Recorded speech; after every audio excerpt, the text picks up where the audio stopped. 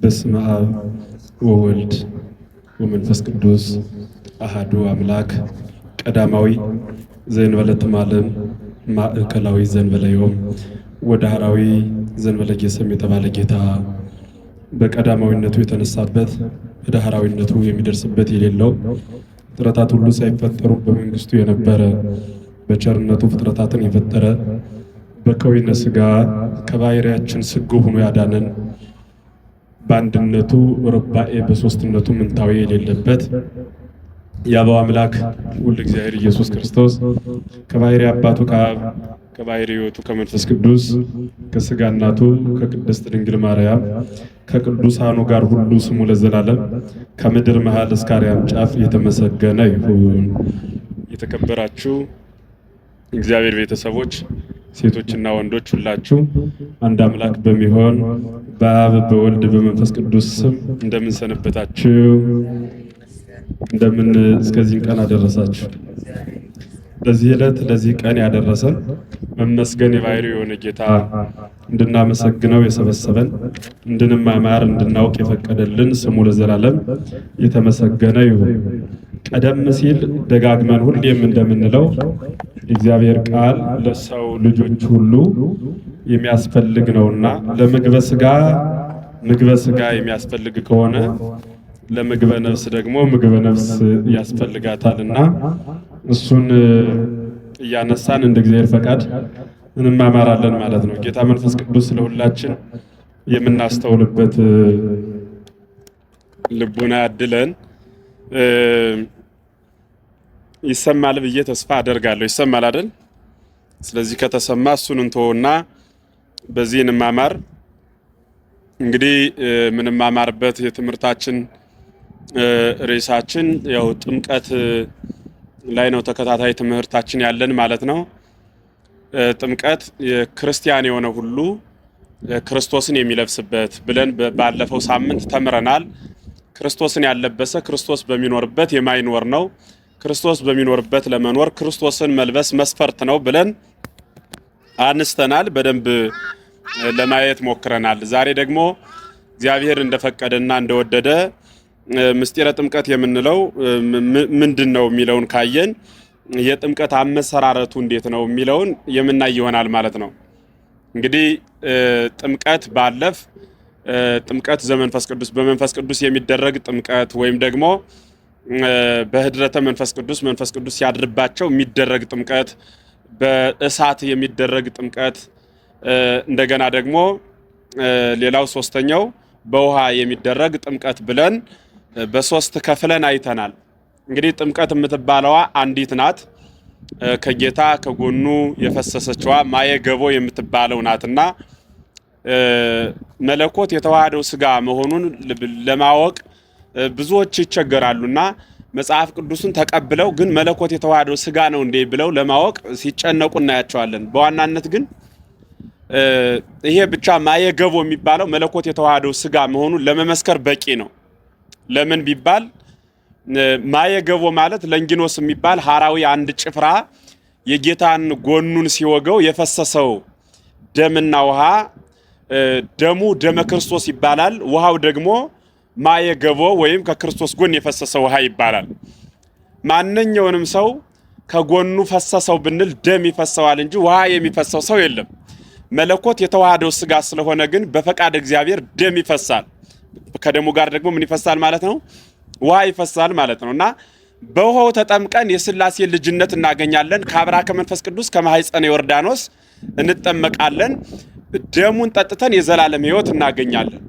እና ይቺ ጥምቀት አንዲት ናት፣ አትደገምም፣ አትከለስም። ወነአምን በሃቲ ጥምቀት ለስርየተ ኃጢአት እንደሚል መጽሐፍ ኃጢአትን ስለማስተስረይ ፈጽማ በተሰጠች በአንዲት ጥምቀት እናምናለን ብላን ቤተ ክርስቲያን አስተምራናለች። እኛም ያን ለትውልድ እየነገር ነው እንዲሁ ይቀጥላል። ጥምቀት አንዲት ናት። ሰው ታሞ በአንድም በሌላም የሚደረገው የምንጸበለው ጸበል እሱ ስሙ ጸበል ነው የሚባለው። ተጠመቅኩ ካልነ ምናልባት ግሱን መዋስ ካልሆነ በቀር አንዷን ጥምቀት ግን የሚተካ ሐሳብ አይኖርም። ግሱን መዋስ ማለቴ ለምሳሌ አንድ ሰው የሆነ ዕቃ ቢሰራ ፈጠረ ብለን ብንናገርለት ግብርም ግብር ነው። ከተፈጠረው ፍጥረት ላይ ነው የሆነ ነገር ያስገኘ። ፈጠረ የሚለውን በዚያ ቃል ግን ደግሞ ለእግዚአብሔርም እንጠቀመዋለን። ግሱን ተውሰን ለሰውም እንቀጽለዋለን። ግሱን ተውሰን ደግሞ ለማንም እንቀጽለዋለን፣ ለእግዚአብሔርም እንቀጽለዋለን። እንደዚሁም ሁሉ ጥምቀት የሚለውን ቃል በተናገርን ጊዜ ምን ነው የምንናገረው ማለት ነው? ግሱን ዝም ብሎ ሐሳቡን። ምክንያቱም መጠመቅ ማለት መነከር መዘፈቅ ማለት ነው። ልዩም ያደርገው ግን ያ የምንነከረው የምንዘፈቀው ቅዱስ ውሃ ነው። መንፈስ ቅዱስ ያደረበት ውሃ ነው ማለት ነው። መንፈስ ቅዱስ ያደረበት ውሃ ነው። ስለዚህ ምን ማለት ነው? አንደኛው ይሄ ማየ ገቦ ይባላል። የማይደገም የማይከለስ ከአብራ ከመንፈስ ቅዱስ ከማየ ዮርዳኖስ ከአብራ ከመንፈስ ቅዱስ የምንጠመቀው መጠመቅ ነው እሱ ማለት ነው። እና በዚህ ጥምቀት ጌታችን መድኃኒታችን ኢየሱስ ክርስቶስ ዲያብሎስን ድል ነስቶበታል። አዳም ከገነት ከወጣ በኋላ እንደሚታወቀው ይኖርበት የነበረውን ግብር ደጋግመን ነግረናቸዋል። እና ግዛት ሲጸናበት የዲያብሎስን ፈተና መቋቋም ሲያቅተው ዲያብሎስ አዳምን አንድ ጥያቄ እንደጠየቀው በውዳሴ ማርያም ትርጓሜ ላይ ወሰጠጠ መጻፈ ዕዳሆሙ ለአዳም ወለሔዋን የምንለው የሰኞ ውዳሴ ማርያም ላይ የሐዲስ ኪዳን መተርጉማን ሲተረጉሙ ግዛት አጸናበት ዲያብሎስ በአዳም ላይ እና ሲጸናበት ግዛቱን እንዳቀልልህ ስመ ግብርናት ጽፈህ ስጠኝ አለው። ስመ ግብርናት ማለት ለእኔ የዘላለም ባሪያ እንደምትሆን ፈርምልኝ አለው ማለት ነው። በዘመኑ ቋንቋ ልትመልስልኝ ፈርምና ውሰድ እንደሚባለው ና ፈርም አይነት ነገር አለው ማለት ነው። እና ያኔ አዳም ፈረመለት። በዘመኑስ ወረቀት እስክሪብቶ ኑሮ አይደለም እና ምንድነው ቢሉ ፈቃዱን ሰጠው ማለት ነው። እና ዲያብሎስ በእብነ ሩካብ ጽፎ፣ እብነ ሩካብ ማለት የድንጋይ መጻፊያ ወይም የድንጋይ ሰሌዳ እንደማለት ነው በእኛ ቋንቋ። በዚያ ላይ አዳም ገብሩ ለዲያብሎስ ሔዋን አመቱ ለዲያብሎስ ብሎ ጻፈ ማለት ነው። ዲያብሎስ ፈቃደ አዳምን አግኝቶ ማለት ነው። ለምን አስፈቀደው ቢሉ አስወድጄ አስፈቅጄ ገዘውት ለማለት፣ አስወድጄ አስፈቅጄ ገዘውት ለማለት እና አዳም ገብሩ ለዲያብሎስ፣ አዳም የዲያብሎስ ባሪያው ነው። ሔዋን አመቱ ለዲያብሎስ፣ ሔዋን ደግሞ ምኑ ናት ማለት ነው? ደንገጠር አገልጋይ ሎሌ ናት ብሎ ጻፈ ማለት ነው ዲያብሎስ። እና ያንን ተቀብሎ አንዱን በሲኦል አንዱን ደግሞ በዮርዳኖስ ውሃ ጣለው ማለት ነው። ለምንድን ነው በሲኦል የጣለው ቢሉ ሲኦል ጨለማ ነው፣ አንድም የዲያብሎስ የራሱ ግዛት ነው፣ ማንም አያወጣውም ብሎ ደበቀው ማለት ነው። ያን የተፈራረሙበትን ውል ትልልቅ ነገር የተፈራረምንባቸውን ወረቀት ምን አይነት ቦታ ሰው ማይደርስባቸው እንደምናስቀምጣቸው ታውቃላችሁ። ለዘላለም የሰው ልጅን ለመግዛት ስለሆነ የዲያብሎስ ሐሳቡ ደበቀው ማለት ነው። ሌላኛውን ደግሞ በዮርዳኖስ ወንዝ ጣለው። የዮርዳኖስ ወንዝ ውሃ ውስጥ ዕቃ ጠፍቶ አይገኝም፣ ምክንያቱም ውሃ ይጋርደዋልና በውሃ ላይ ፀሐይ ስለማይወጣ። ምነው በውሃ ላይ ፀሐይ አይወጣም ትላለህ? የኤርትራ ውሃ መሬቱ አንድ ቀን ፀሐይ አይቷል ይላሉ አበው። ፈርዖንን እስራኤልን ሊያሳልፍ ሲል ውሃው እንደ ግድግዳ ጸንቷል አይደል? ያ ማለት መሬቱን ፀሐይ አግኝቶታልና ብለው ይተረጉማሉ። በዋናነት ግን አሁን እንዳልኳቸው ውሃ ላይ የጠፋ ዕቃ እንደማይገኝ ጣለው ማለት ነው፣ አጠፋው። ስለዚህ ይሄን ጌታችን መድኃኒታችን ኢየሱስ ክርስቶስ ጥምቀትን ሲመሰርትልን፣ ጥምቀትን ለኛ ሲሰጠን ምን አድርጓን? በዮርዳኖስ ነው የተጠመቀው። በዮርዳኖስ የተጠመቀበት ምክንያት ዮርዳኖስ ላይ የወደቀውን በእግሩ ረግጦ እንደ ሰውነቱ ረግጦ እንደ አምላክነቱ አቅልጦ አጥፍቶታል። የቱን? የአዳምና የዲያብሎስን ስምምነት የተስማሙበትን ማለት ነው። ከዚያ በኋላ ያ የጥምቀት ስርዓት ለኛ የተሰጠ ሆነ። በቅባተ ሜሮን በቅባተ መንፈስ ቅዱስ የምንታተም ስለሆን ማለት ነው። የምንታተም ስለሆን ስለዚህ ያቺ ጥምቀት አሐቲ ጥምቀት የምንላት ጥምቀት አንዲት ናት ብለን የምንናገርላት እሷ ናት ማለት ነው። ከምንም ወደ የትም ከየትም ሂዶ ኑሮ ቢመጣም አትደገምም፣ አታረጅም፣ አትከለስም። አንዲት ጥምቀት ናት ማለት ነው። ስለዚህ የጥምቀት አይነቱን እሱም በሱ እንድትረዱት፣ በተለይ የጸበልን ጉዳይም ከዚሁ ላስረዳችሁ ነግሬያችኋለሁ። የዛሬ ሳምንት ስለ ጸበል ተምራችኋል? ተማራችሁም? ጥሩ። ይሄ አንደኛው ነው። አንደኛው የጸበል አይነቱ ማለት የጥምቀት አይነት ተብሎ የሚነገረው ነው። ባለፈ ስለ በእሳት ስለሚደረግ የሰማዕታት ጥምቀት ተማምረናል። አሁን ከዚህ ቀጥሎ ደግሞ ማየገቦ የሚባል አለ። ማየገቦ ማለት በቤተ መቅደስ ብቻ የሚገኝ ወጦ ወደ የትም ቦታ የማይሄድ ይህ ማየገቦ በመባል ይታወቃል። የዚህ ማየገቦ አገልግሎቱ የክርስቶስን ቅዱስ ሥጋና ክቡር ደም ቅድም እንዳልኋችሁ ተጠምቀናን። ከተጠመቅን በኋላ ቅዱስ ሥጋና ክቡር ደም እንቀበላለን። የተቀበልነውን ቅዱስ ሥጋና ክቡር ደም ወደ ከርሰ መቃብር ወይም ደግሞ ወደ ሆዳችን ውስጥ እንዲገባ የምናደርግበት የምናጓጉዝበት ጸበል ማየ ቅዳሴ ወይም ማየ ምን ይባላል አልኳችሁ? ማየ ቅዳሴ ወይም ደግሞ ምን በመባል ይታወቃል? መዝገበ ቅዳሴ ይባላል አይደል? ይህ የዚህ አገልግሎቱ ምንድነው? የተቀበልነው ቅዱስ ሥጋና ክቡር ደም ቦታውን እንዲይዝ የሚያደርግ ማለት ነው። ከዚህ ውጭ ሌላ አገልግሎት የትም ቦታ እንዲሄድ አይፈቀድም። በሚገርመው ቅዱስ ሥጋና ክቡር ደሙን ከተቀበሉ ሰዎች ውጭም አይሰጥም። በሌላ ቋንቋ ወደ ቤት መውሰድ ራሱ አይቻልም። ወደ ቤት መውሰድ ራሱ አይቻልም። ለምን ቢባል የክርስቶስ ቅዱስ ሥጋና ክቡር ደም እስኪፈተት ድረስ በቤተ መቅደስ የነበረ ልዩ ማይ ነው። ስለዚህ ማየ ቅዳሴ በመባል ይታወቃል። ሶስተኛው ማየ ምንዛህ ይባላል። ማየ ምንዛህ የጸበል አይነት ነው። ኑሮ የምነግራችሁ ምንድን ይባላል አልኳችሁ? ማየ ምንዛህ በሉ እስኪ ሁላችሁ። ማየ ምንዛህ ማለት የሚረጭ ውሃ ማለት ነው። ይሄ ማለት አንድ ሰው በቤቱ ውስጥ ድርሳን ተደግሞለት ታምራትን ገድላትን ካስነበበ በኋላ የትኛውንም አይነት የዕለት ውሃ ሰይሞ አስቀምጦ ሥርዓተ ጸሎቱ ከተደረሰ በኋላ ፊታችን ምንረጨው ካህኑም ሊሆን ይችላል፣ እንደየ ሁኔታው ዲያቆኑም ሊሆን ይችላል፣ ኤጲስቆጶስም ሊሆን ይችላል፣ ሰው በሌለበት ዲያቆኑም ያገለግላል። ያ የምንረጨው መረጨት ምን በመባል ይታወቃል አልኳችሁ? ምን በመባል ይታወቃል? ማየ ምንዛህ የሚረጭ ጸበል ተብሎ የሚረጭ ውሃ ተብሎ ይነገራል ማለት ነው። ያ የደገምነው የቅዱሱ ጸሎት የቅዱሱ በረከት ያድርበታል። በዚያ ፈውስ እናገኝበታለን። አራተኛውና የመጨረሻው ማየ ፈውስ ይባላል። ማየ ምን አልኳችሁ? ማየ ፈውስ። ይህ ማየ ፈውስ አገልግሎቱ ምንድነው? የፈውስ ጸበል ማለት ነው። በተራራ በሸንተረር በደጋ በቆላ በራእይ ወይም በህልም ሊሆን ይችላል፣ ወይ ደግሞ በፈቃድ እግዚአብሔር ዝም ብሎ በጋድ ሊሆን ይችላል። እግዚአብሔር የሆነን ሰው ጠቆሞ በጋራው በሸንተረሩ ቅድም እንዳልኳችሁ በቆላ በደጋው የሚወጣው ያ ጸበል ይባላል ማለት ነው። አሁን አገሩንም ቤተክርስቲያንም እየበጠበጣት ያለ ያው ኑሮ የምነግራችሁ ነው። እሱ ምንድነው? በቤተክርስቲያኗ ሕግና ስርዓት የወጡ ጸበሎች አሉ። በግለሰቦች ሐሳብ የወጡ ጸበሎች አሉ። ሰይጣን ልቡ የታወረ ፍጥረት ነው። የሚለፈልፍበትን ቦታ አያውቅም። እንዲሁም በዘመናችን አይታችሁ ከሆነ ስለፈለጋችሁት ቅዱሳን ስትጠቅሱ አልናገር ያለው ዲያብሎስ የሆነ ሰው ስም ሲጠራ የሚለፈልፍ ሰይጣንም አይቻልም። የሥላሴን ፈጣሪነት የዘነጋ የግለሰብ ስም አቃጠለይ በለይ ብሎ የሚዘል ማለት ነው። ይህ ፈውሰ ሥጋ ይባላል። የሚሰጠው ፈውስም የሥጋ ፈውስ ነው። ይህ የሚመጣውም ቤተክርስቲያንን ስርዓቷንና ሕጓን ጠብቀው በሚኖሩ ሰዎች በኩል እግዚአብሔር በፈቃዱ በራእይ የሚገልጸው መግለጽ ነው። እግዚአብሔር በፈቃዱ በራእይ የሚገልጸው መግለጽ ነው። ያ የተገለጸበት ድርሳናት፣ ገድላት፣ ታምራት እየተነበቡበት ያ የጸበል አገልግሎት ይሰጣል ማለት ነው። አራተኛውና የመጨረሻው እሱ ነው። ፈውሰ ሥጋና ፈውሰ ነፍስ ሁለቱ ይለያያል። ክርስቶስ ወደዚህ ምድር የመጣው ሰው ፈውሰ ሥጋ እንዲያገኝ አይደለም። የመጣበት ዓላማው ፈውሰ ነፍስ እንዲያገኝ ነው። ማለት ስለ ጊዜያዊ ቤት አይደለም፣ ስለ ዘላለማዊ ሀገር ነው የመጣው። ስለ ዘላለማዊ ምንድነው አልኳችሁ? ስለ ዘላለማዊ ሀገር ነው የመጣው። ስለዚህ ኩልክሙ እለ ተጠመቅሙ ክርስቶስ ካለበስክሙ የሚለው የተጠመቃችሁ ሁላችሁ ክርስቶስን ለብሳችሁታል የሚለው የእግዚአብሔር ቃል የሚፈጸመው በምን መንገድ ነው ካላችሁኝ፣ እግዚአብሔር ባዘዘው ጎዳና ብቻ ሲከወን እኛን ሰማያዊ ያደርጋል፣ እርሱ ደግሞ አማናዊ ይሆናል። ከሕግ አውጥተን ከሥርዓት ለይተን ከተጓዝንበት ግን እርሱን ምድራዊ ማለት እኛን ምድራዊ እርሱን ደግሞ አዎንታዊ እናደርገዋለን።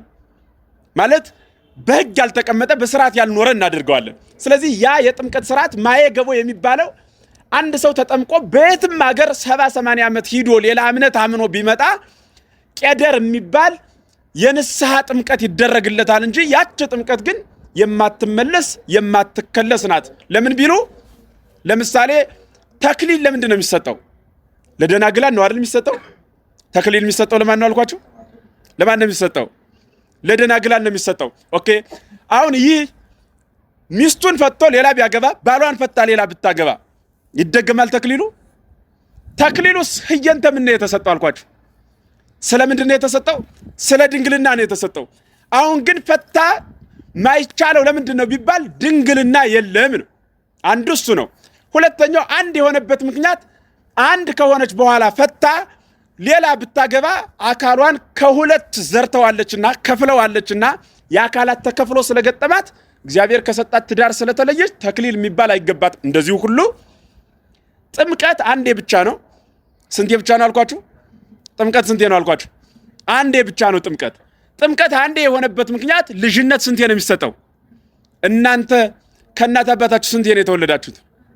በሉ እንጂ ሁለት የተወለደ አለ? በሉ እንጂ ካለ እጃችሁ ነው አለ። ሁለት የተወለደ የለም።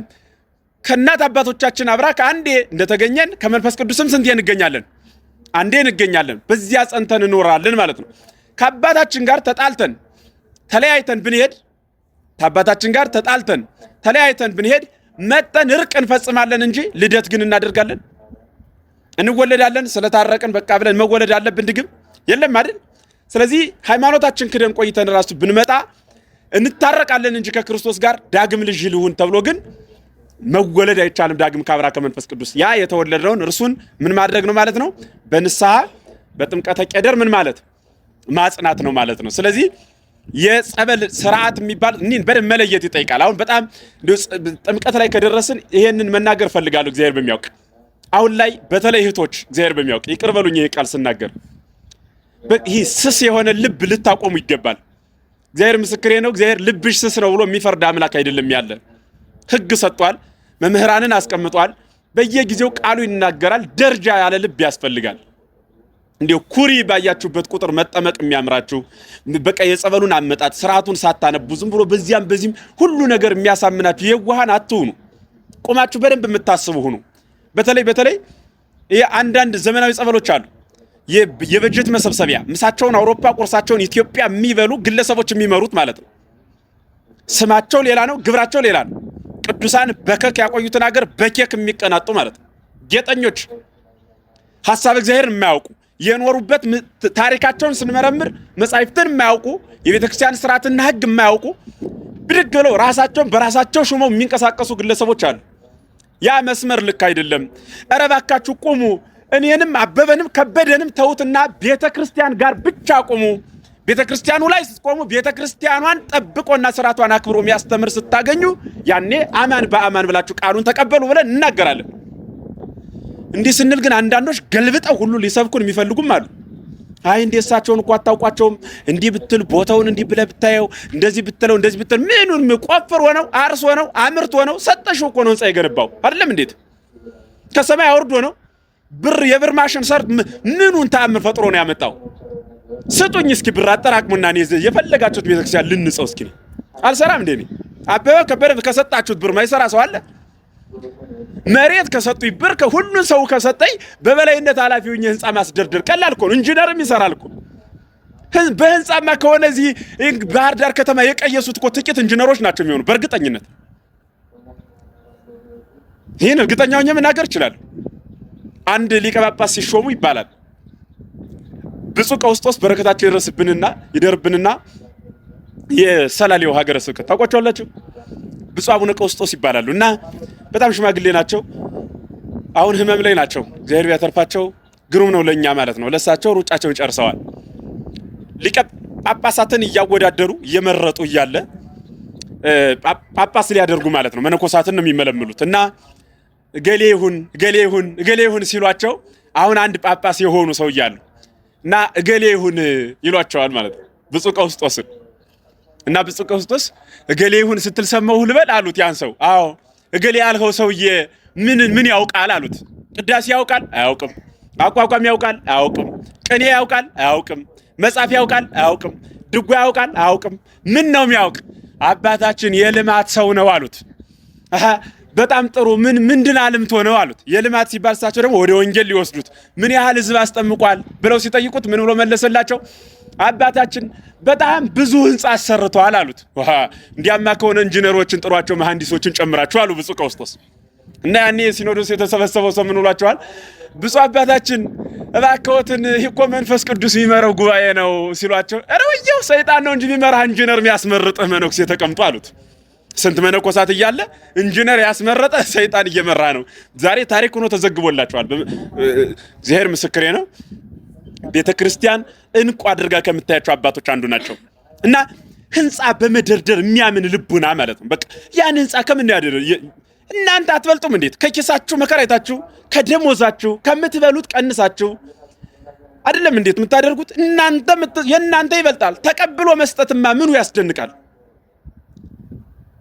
መታመናቸውን እናደንቃቸዋለን። አብዛኞቹ ግን ደግሞ የታመኑ አይደሉም። የግል ህንጻቸውን ገብተዋል።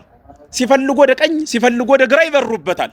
እኒ የሆነ ውሃ ሻንዳ ነገር ያዘጋጃሉ። ከዚያ ይለፈልፋል። ከዚያ ደግሞ ሰው ደግሞ እንዴ እየለፈለፈ እኮ ነው ሰው እንዴት ሰው አላዩትም እንዴ ሰው እኮ እየለፈለፈ ነው። እንዴ እኮ ግሩም ነው በእውነት ሰይጣን እንዲያርጎ ትውልዱን ቁማር ይጫወትበት። እግዚአብሔር ምስክሬ ነው። ከብሉይ ኪዳን ይልቅ ሰይጣን በአዲስ ኪዳን ነው የነገሰው። በብሉይ ኪዳንማ አንድ የሰልጥኖ በርግጥ ሰይጣን በሰለጠነበት በብሉይ ኪዳን ዘመን እና አብርሃም ቁማር ነበር የሚሰሩት። በሱ ንግስና ማለት እሱ ነግሶ ቁማር ይሰሩት ነበር እነሱ ሳይነግሱ። ዛሬ ሰይጣን ተሽሮ እኛ ነግሰን ገልብጦ ብድሩን ደግሞ ቁማር ይጫወትብናል እንደፈለገ። ማን ነው ስምህ? አበበ። ከምን ያስከው? ከዚህ አካባቢ። መቼ ትለቀዋለህ? ረቡዕ። ኧረ በስላሴ ልቀቅ። በፍጹም። ኧረ በገብርኤል ስለኔ ሲሉት እንዲህ አሁን አቃጠለ ይላል። የስላሴ ስም የማያቃጠለው እንዲህማ ሞኝ ሰይጣን ነው። መደበኛ ስራውን ትቷል። የፈጠረውን ትቶ በፍጡር የሚቃጠል ሰይጣን ማለት ነው። ይሄ መደበኛ ስራውን የዘነጋ ሰይጣን። የምሬን ነው እኮ የምላችሁ። መደበኛ ስራውን የማያውቅ ሰይጣን ከዚያ በቃ ተቃጠልሁ ይላል። በመጽሐፍ ቅዱስ እኮ እንዲህ የሚባል የለም። አጋንንት እንዴት መውጣት እንዳለበት ጌታ ተናግሯል። በማቴዎስ ወንጌል በማርቆስ ወንጌል ምዕራፍ 9 ቁጥር 29 ጀምራችሁ ስታነቡት አጋንንት ያዘው አንድ ሰውዬ ነበረ ይላል። አባቱ ዞት መጣ፣ ሐዋርያትን ፈውሱ አላቸው። ይክህሉ ፈውሶቶ ሐዋርያት ግን ሊያድኑት አልቻሉም። በዚህን ጊዜ ጌታ አልነበረም። ፈውሱት እንጂ እያሉ ሲጨቃጨቋቸው ጌታ መጣ፣ ደረሰ። መጥቶ ደርሶ ምን ሆናችኋል አላቸው። አጋንንት የያዘው ልጄ ነበረ፣ እንዲያድኑ ጠየቅኳቸው፣ ደቀ መዛሙርት ግን አልቻሉም። ስለዚህ እባክህ ይህንን አጋንንት አስወጣልን አሉት። ጌታ ያን አጋንንት አስወጣው። ካስወጣው በኋላ ሐዋርያት ቀረቡና ጠይቀውት ነበር። የሚገርማቸው አጋንንት እንዴት እንደሚወጣ። ጌታ ሆይ ይሄን አጋንንት ልናስወጣው ያልቻልነው በምን ምክንያት ነው? አጋንንትን እንድናስወጣ ህሙማንን እንድናድን ድውያንን እንድንፈውስ ስልጣን የሰጠህን አንተ አይደለም ምን ብለው ጠየቁት። ምን ብሎ መለሰላቸው መሰላችሁ? ዝንቱ ዘመድ እጅ ወጽ ዘንበለ በጾሞ በጸሎት አላቸው። እንዲህ አይነቱ ክፉ ጋኔል ያለ ጾምና ያለ ምን አለ ያለ ጸሎት አይወጣም አላቸው። ያጋንንት ማስወጫው ጾምና ጸሎት ነው። የዘንድሮች ዱላ ጨመሩበት፣ ማይክ ግማሾችማ በማይክ እየቀዱ ይልኩልናል። ያዳምጣል። ይሄ ደግሞ ሞኙ መቶ ብር ካርድ እየሞላ ደግሞ ይሰማል። ያጋንንቱ መልፍልፍ አቤት አቤት አቤት ይላል ቁጭልና ከቤቱ። አጋንንት በካሴት ማለት ነው ድምጻቸው እየተቀዳ ምን በካሴት በመጻፍም አወጣዋቸዋል። አዳልሞቴ ምናምንቴ ሰባቱን መላእክት በቅደም ተከተል ጥራልኝ ብትለው ማያውቅ የ30 አጋንንት ስም ያውቅ ሰዋል። ጓደኛውን የማያውቅ ወታደር ማለት የተቃራኒ ስም ይደረድር አለ። በእናንተ እንደዚህ ነው እኮ እውነት።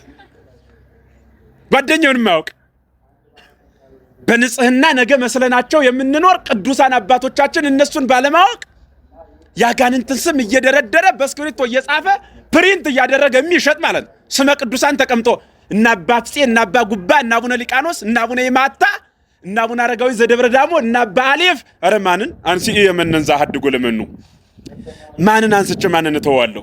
እና ሁሉ ቅዱሳን ባሉበት ሀገር ምኑ ይጠቀሳል? ያጋንንት ስም እየጻፉ ይሄ ጥምቀት ሲባል ዝም ብሎ የሆነ በቃ እንትን ትይዛለች እንትን ደርሰ መጣሃል እንትን እዚህ ስውሯ ማን ነው እንትን አምጣልኝ እሱ ጻድቃኔ በዚህ በርኒል በዚህ ወንቅሸት ምናምን በሽተኛ ትውልድ ማለት ስለ በሽታ ነው የሚዘረዝር። በሽታ የማይለቀው ቁጭ አትልም። ዝም ብለህ አርፈህ አትጠመቅም፣ አትጸልይም። እዚህ ተጠመቅ።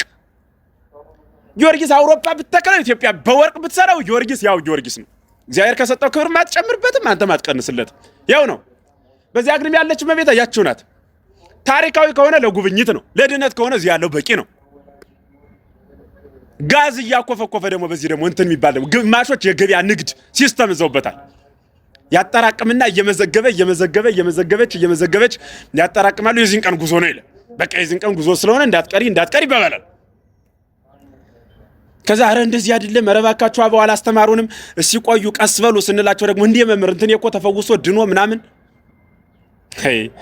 የዳነውን ነው ለመውሰድ ሪፖርት የሚሰሩላችሁ። የሞተውን ቢነግሯችሁ ደግሞ መከራ እየሞት በጤናው እየተንቀሳቀሰ ሄዶ አስከሬኑ ለእናቱ ይመጣል ተሸፍኖ። ክርስቶስ ከሰማይ የወረደው ከድንግል የተወለደው በማየ ዮርዳኖስ የተጠመቀው አራያ ሆኖ ጥምቀትን መስርቶ ከመዝ ግበሩ ወከመዝ ንበሩ እንደዚህ ስሩ እንደዚህ ኑሩ ብሎ የሰጠን መንግስተ ሰማያትን የሚያህል ቦታ እግዚአብሔርን የሚያህል ጌታ እንዳናጣ ነው። ስጋ እኮ ብትንከባከበው ባትንከባከበው ብታክመው ቢድን ባይድን የሚፈርስ ነው፣ የሚበሰብስ ነው፣ የሚሞት ነው፣ የሚቀበር ነው። እነ ተክለ ሃይማኖትን ያህሉ አባት እኮ በንዳድ እኮ ነው የሞቱት። ለምንድን ነው እነሱ አገር የሚፈውስ አጽማቸው የሚፈውስ አባቶች ለምንድን ነው እኔ ለምን በንዳድ አልሞትም ብለው እግዚአብሔር ሞግተውታል ወይ? አልሞገቱትም። ለምን ካላችሁ እነሱ የስጋ ድነት አይደለም የሚያስጨንቃቸው። እነ ቅዱስ ጳውሎስ እነ ቅዱስ ጴጥሮስ እመቤታችን ራሷ እኮ ታማ እኮ ነው የሚገርባቸው ሞተች። መቼም ዝም ብሎ ቀጥ ብላ አይደለም የሞተች። ነገረ ማርያም ስታነቡ ለ3 ቀን እንደታመመች ይናገራል። ታሞ ማለት ሰው ዛሬ ላለመታመም በጎን ክኒኑ እንዳያመልጠው በጎን ደግሞ አንዱ ሰውዬ ይባላል የሆነ አፋፍ ላይ ወድቆ በጣም ሲወረወር ጉቶ ነገር ላይ ተንጠልጥሎ ይቀራል። ምን ላይ ያልኳችሁ? ምን ላይ ነው ያልኳችሁ? የእንጨት ቁራጭ እንደማለት ነው። እዚያ ተንጠልጥሎ ወደታችም ሩቅ ነው፣ ወደ ላይም ሩቅ ነው። ወደታችም እንዳይወርድ አይችልም፣ ወደ ላይም እንዳይወጣ አይችልም። ሰውም እንዳይጮም ይሰማው የለም። ብቸኛው አማራጭ የሚደርስለት ማን ነው? እግዚአብሔር ነው። እና መልአኩን ልኮት ሂድና አድነው አለው። እና መልአኩ ሚካኤል መጥቶ ልትድን ትወዳለህ አለው። አዎ። መቼም አስፈቅዶ ነው እግዚአብሔር የሚያድን። ትወዳለህ? ያው ልቀቀውና ጉቶውና ላውጣ አለው። ምኑን ልቀቀው አለው? ጉቶውን። እና ሰውየው ምን ቢል ጥሩ ነው? ጉቶውንም አለቀውም አንተም አድነህ ያለ። እንዲህ አይነት የሆነ ሰው እኮ ነው አሁን የገጠመን እግዚአብሔር በሚያውቅ ሁሉንም የማይለቅ ያንም የማይለቅ ይሄንም የማይለቅ ማለት ከዚያም ያለ ከዚህም ያለ እግዚአብሔርንም የያዘ መድኃኒቱንም የማይለቅ ይሄን የሕክምናውን ይሄን ኃጢአት አይደለም ሕክምናው። አውሮፓውያን እንደምታውቁት በደንብ ነው የሰሩልን። ስንቆፍረው ጠንቋይ ናቸው አሉን። አልባልም ብለን ተው ነው እነሱ ፋርማሲ ብለው ስሙን ቀይረው ዘውት መጡ። መጽሐፈ ፈውስ አባ ጊዮርጊስ ዘጋስጫ የጻፈው መጽሐፍ ነው። ጀርመኖች ወስደው ፋርማሲ ብለው አትመው ይሸጡልናል። ፋርማሲ ላይ ያለው መድኃኒት እኮ በመላ ከእንጨት ነው የተሰራ። ከደመና የተለቀመ እንዳይመስላችሁ። ወይ ድንጋዩን አይደለም የፈጩት፣ እጽ ነው የተመረጠው። እኛ ስንሰራው ሸማኔዎች አሉን። ሸማኔ አልባልም ብለን ታላላቁን ጋቢ ተው ነው እነሱ ቴክስታይል ዲዛይነር ምናምን ብለው የውጩ ምናምን ብለው አመጡና አለበሱን። ብንለብሰውም ባንለብሰውም ልዩነት የሌለው ነጠላ አመጡልን። በንፋስ ሳይሆን በትንፋሽ የሚርቀን ማለት ነው። አመጡ፣ እሱን ተቀበልናቸው። እኛ ስንሰራው ፋቂ አሉን። ፋቂ አልባልም ብለን ተው ነው ቆዳና ሌንጦ ማቀነባበሪያ ድርጅት ብለው በፓፕሪካ መልክ አመጡት። የሳልናቸው ተረከብናቸው። እኛ ስናነበው ባይብል ትሆናለህ፣ አንገት ይደፋል፣ ወገብ ይታጠፋል አሉን። እንዲያ ከምን ሆን ብለን ተው ነው። እነሱ ስሙንን ቀይረው ቢነበብ የማያልቅ ሞባይል አመጡልን። እነሱ ይጠቀሙበታል፣ እኛን ደግሞ ሞባይሉ ይጠቀምብናል። ተገለበጠ ማለት ይጠቀምብናል። የሞባይል ልጆች ሆነናል እኛ። ሞባይል የኛ አይደለም። እስኪ ልወራረዳችሁ። ለአንድ ሳምንት ስልኩን የሚጥል ሰው አለ? አሁን ለአንድ ሳምንት ስልኩን የሚያኖር ሰው እንጀራ ነው ሞባይል እንጀራ ሆኗል። ሞባይል ማሰቢያ ሆኗል። አይምሮ ማለት ነው። ሞባይል እግር ሆኗል። አይሄድም ሰው መደወል ነው። ሁለመናው ሞባይል ሆኗል። ኋላ ቀርነትን እያለማመድኋቸው አይደለም። ትናንት አባቶቻችን በፈረስ ይሄዱ ነበር። አሁን ደግሞ በመኪና ነው አይደለም? አይ አባቴ በፈረስ ነው የሚሄድ ነበር ብለው በፈረስ ብትጀምረው የአንዱን ቀን መንገድ 10 ዓመት ትጓዛለህ ማለት ነው። እሱን እያለማመድ አጠቃቀሙን ነው ያላወቅንበት፣ አነዋወሩን ነው ያላወቅንበት። ሁሉን ነገር ተነጥቀን ሁሉም እኮ ከውጭ ነው የሚመጣ።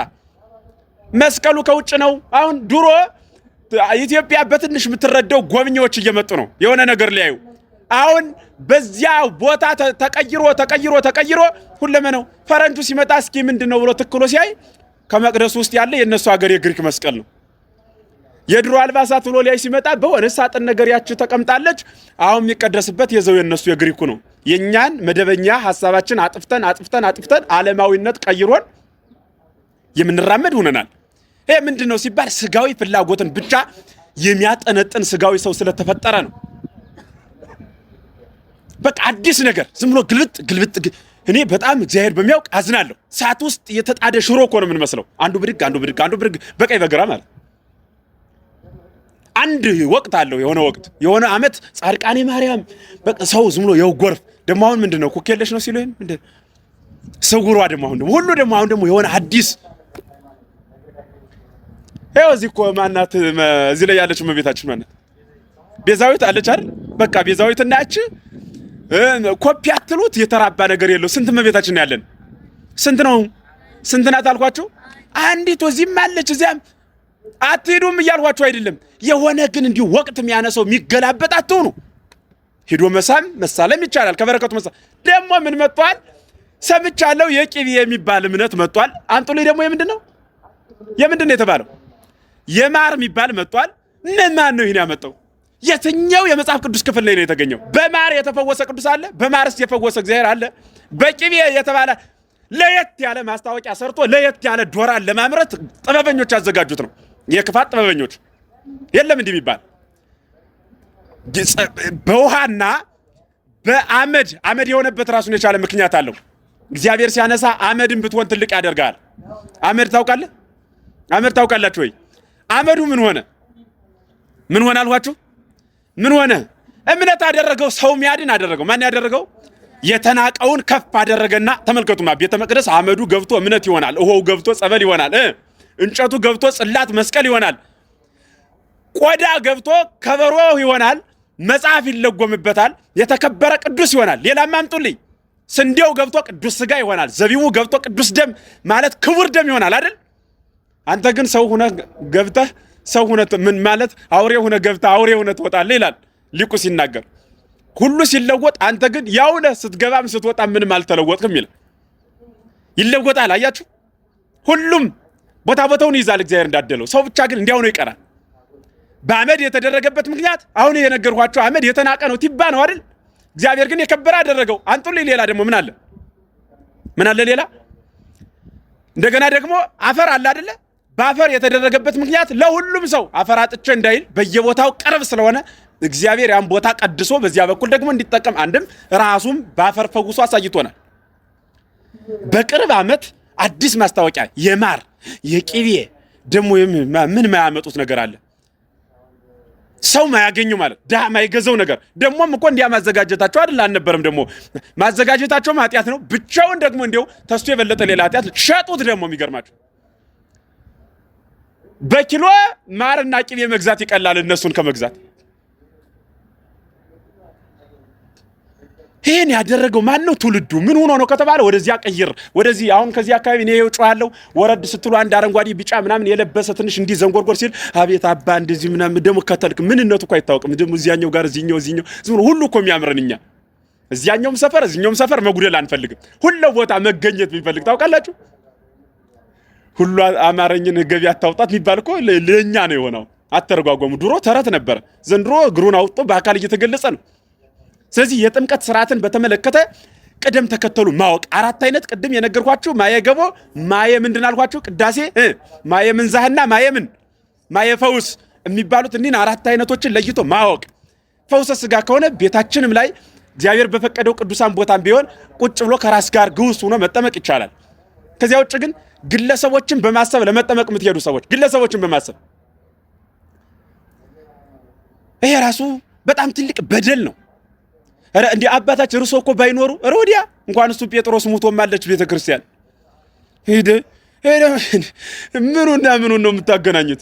እንዴ ርሶ እኮ ባይኖሩ እንዴ መምሬ ፍሬ ርሶ እኮ ባይኖሩ እንኳን የቅዱስ ዮሐንስ አፈወርቅ እና ቄርሎስ የሉ ነው ቤተክርስቲያን አለች እስካሁን። ለምን ካላችሁ ክርስቶስ ሙቶ ነው የተገነባችው። ክርስቶስ ሙቶ ያልፈረሰችው ቤተክርስቲያን ቅዱስ ጴጥሮስ ሙቶ ሐዋርያት ሙቶ ያልፈረሰችው ቤተክርስቲያን አሁን ያለው አንድ አባ መሳይ አንድ መምህር መሳይ ምናምንቴ መሳይ ሙተን ቤተክርስቲያን አጠፋም ችግር የለም። እናንተ እንዳጠፉ ራሳችሁን ጠብቁ። መሰረታዊ የሆነ ክርስትና ሊኖረን ይገባል። መሰረታዊ የሆነ እንዲሁ ዝም ብሎ እንደ እንግዳ ደራሽ እንደ ውሃ ፈሳሽ አንዴ ወደ ቀኝ ሌላ ጊዜ ወደ ግራ አንዴ ወደ ታች ሌላ ጊዜ ወደ ፊት ወጣ ገባ የሚል ክርስትና አያስፈልግም። የጥምቀት ስርዓቱ እርሱ ነው። የመሰረተው ጌታችን ነው። የተመሰረተው እንደምታውቁት በ30 ዓመተ ምህረት ነው። በመቻልኳችሁ በ30 ዓመተ ምህረት ነው ከልደተ ክርስቶስ ጀምሮ ያ የተመሰረተው ጥምቀት ለኛ ነው። ጥምቀት የሚያስፈልገው ከክርስቶስ ጋር ከእርሱ ጋር ምን ለመሆን ነው አልኳችሁ? ምን ለመሆን ነው? ከእርሱ ጋር ለመቀበር ክርስቶስን ለመምሰል ምን እንላለን? እንጠመቃለን ማለት ነው። እንግዲህ ምን እንላለን?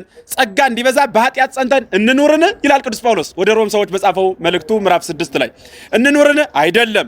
ስለዚህ ምንድነው አለ? ለኃጢአት የሞትን እኛ ወደፊት እንዴት አድርገን በእርሱ እንኖራለናል? ለኃጢአት የሞትን እኛ ወደፊት እንዴት አድርገን በኃጢአት እንኖራለን? ለኃጢአት እኛ ሙቶች ነን። በሌላ ቋንቋ ደግሞ ምጉተ ረስዩ ነፍስታክሙ ለምግባር ኃጢአት ማለት ነው። ኃጢአትን ለመስራት ሲመጣባችሁ ኃጢአትን ያስከሬነ በሉት ብሎ ተናግሯል አይደል? ባለፈ አስተምር ያለው ስለዚህ ያስታውሳሉ። ስለዚህ ምን ማለት ነው? ኃጢአት እኛ ለኃጢአት የሞትን ሳለን ከዚህ በኋላ እሱ ሊገዛን ነውን ወይስ በእርሱ ልንኖር ነውን ይላል። አይደለም ይላል። ለምን ካላችሁኝ ይላል ወይስ ከክርስቶስ ኢየሱስ ጋር አንድ እንሆን ዘንድ የተጠመቅን ሁላችን ከክርስቶስ ኢየሱስ ጋር ስንት እንሆን ዘንድ አልኳችሁ? አንድ እንሆን ዘንድ የተጠመቅን ሁላችን ከሞቱ ጋር አንድ እንሆን ዘንድ እንደተጠመቅን አታውቁምን አለ። ከምኑ ጋር አልኳችሁ? ከሞቱ ጋር ምን እንሆን ዘንድ አለ? አንድ እንሆን ዘንድ አለ። አንድ እንሆን ዘንድ ምን ያልን አለ? የተጠመቅን ሁላችን ምን እንደሆነ አታውቁም? ከክርስቶስ ጋር አንድ ነን አለ። ስለዚህ ምንድን ነን አለ? በጥምቀት ከክርስቶስ ጋር አንድ የምንሆንበት ከክርስቶስ ጋር ህብረት የምናገኝበት አፖስቶሊክ ፋዘርስ የሚባሉት የቀደሙ አባቶቻችን በጠቅላላ ሐዋርያት ስለ ጥምቀት የውሃ ጥምቀት መሆኑን አስረግጠው ይናገራሉ። ዘመዶቻችን በፕሮቴስታንቱ ዓለም እንደምታውቁት ጥምቀት ያለው ቃሉን ነው ይላሉ። ጥምቀት ያለው ምኑን ነው አልኳችሁ? ቃሉን ነው ይላል። ያመነ የተጠመቀ ይድናል የሚለውን ደግሞ ይገለብጡና እነሱ ምን ይላሉ? ያመነ በሉ እስኪ የዳነ ምን ይላል? ይጠመቃል ይላል። ስታምን ድናል አይል የሚሉ ከዚያ በኋላ ምን የምታደርግ ነው? የምትጠመቅ ስለዳንሁ ይላል። ለምን? ከክርስቶስ ጋር ለመሳተፍ። ግራ የገባው መልስ እኮ ቢሰጧቸው እኔ ስጠይቃቸው በዚህ በሚዲያው ስንገናኝ በጣም የሚገርም ጥያቄ ጠይቃቸዋለሁ እና መልስ ሲያጡ በጣም የሚሆኑት አጠው ዘግተው ነው የሚወጡት። እና መልስ የሌለው ጥያቄ ልንገራችሁ፣ ለነሱ መልስ የሌለው ጥያቄ የተጠመቃችሁ ሁላችሁ በሉ እስኪ ክርስቶስን ለብሳችሁታል።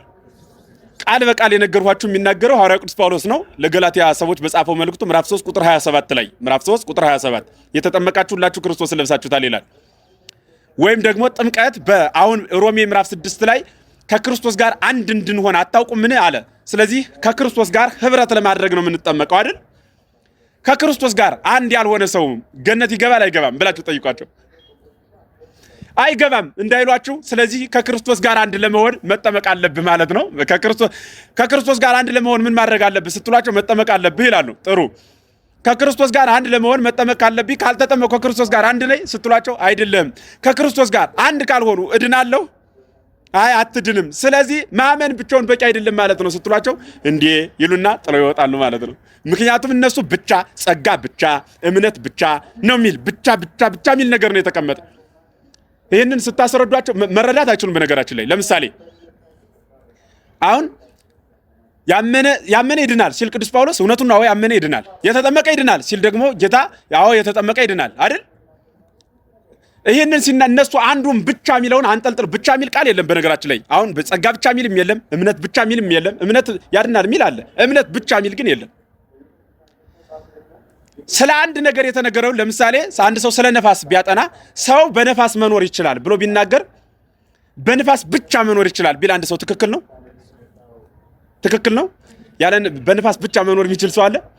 ሰው በውሃ ይኖራል፣ እውነት ሐሰት? ሰው በውሃ ብቻ ይኖራል፣ እውነት ሐሰት?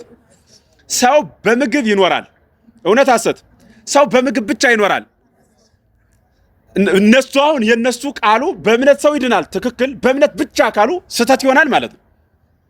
መጽሐፍ ቅዱስን በምላት ያለ መረዳት ውጤት ነው መቁረጥ። አይታችሁ ከሆነ የነሱ መጽሐፍ የታተመው የፕሮቴስታንቱ ያችን የሚፈልጓትን ብቻ በምላት ማንበብ፣ በምላት መረዳት፣ በምላት ማስተማር፣ በምላት መማር ስለማይችሉ ምን ያደርጋሉ? ይቆርጧታል። የሚፈልጓትን ብቻ አክበው ማለት ነው። ያችን ያከቡና በዚያች ይሟገቱባታል። እኛ ደግሞ በምላት መረዳት ነው። ያ ግድም የነገሌ አግድም የኛ ገበሬ ሲያርስ መሬቱ በፕሌን ወጣችሁ ስትሄዱ ወደ ታች ስትመለከቱ ምን ይታያል? የተቆራረጠ መሬት ይታያል አይደል? እና በሬ የጠመደ ገበሬ ድንገት ብታዩ አይታይም እንጂ መታየት ቢችል ወይ ፕሌኑ ዝቅ ሲል የሚያርስ የማን መሬት ነው? የማን መሬት ነው የሚያርስ? ያችን መሬት ሲያርስ ይለቃል። ለምን ካላችሁ አንደኛ መሬቷ ትንሽ ናት፣ ሁለተኛ የሚፈልጋት የቷን ብቻ ነው? ያችን ብቻ ነው አይደል? እግዚአብሔር ዝናብ ሲጥል እዚያ ገበሬ መሬት ላይ ብቻ ነው የሚጥለው። ለምን ካላችሁ የምላት አምላክ ስለሆነ ዝናቡ የሚጥለው በምንድን ነው? በምላት ነው የሚጥለው። እንደዚሁም ሁሉ ኦርቶዶክሳዊት ቤተክርስቲያን የምላት እምነት ስለሆነ የምታምነው ሁሉን መጽሐፍ ቅዱስ አቅፋ ትቀበላለች። እነርሱ ደግሞ እንደ ገበሬ መሬት ቆርሰው ያዩታል ማለት ነው። ስለዚህ ነገረ ጥምቀትን በተመለከተ በዚያ ልክ እያየን ነው የምንሄደው። ጌታችን ለምን በዮርዳኖስ ተጠመቀ የሚለውን ያው ታውቁታላችሁ። ትንቢቱ ምሳሌው ይፈጸም ዘንድ ታቦር ወአርሞኒየም በስመ ዚአከ ንጉሥ ይትፌሰው የሚል ቃል ስለተነገረለት አስቀድሞ የተነገረው ትንቢት እንዲፈጸም ማለት ነው። የተመሰለው ምሳሌ እንዲፈጸም ጌታችን ለምን በውሃ ብቻ ተጠመቀ የሚለው አሁን እንዳልኳችሁ ውሃ ለሁሉም ሰው ርኩብ ስለሆነ ወይም ለሁሉ ሰው ስለሚገኝ ሌሎቹ ደግሞ በሁሉ ስለማይገኙ ማለት ነው። ከዚያ የክርስቲያኖች ጥምቀት እና ጥምቀት አንዲት ናት የሚለውን እናይና እሱን አንድ ቀን ትምህርት አይተን ከዚያ ወደ ምስጢረ ቁርባን እንገባለን። ያስተማረ የመከረ የገሰጸ የአበው አምላክ ስሙ ይክበር ይመስገን። ወስብሐት ለእግዚአብሔር።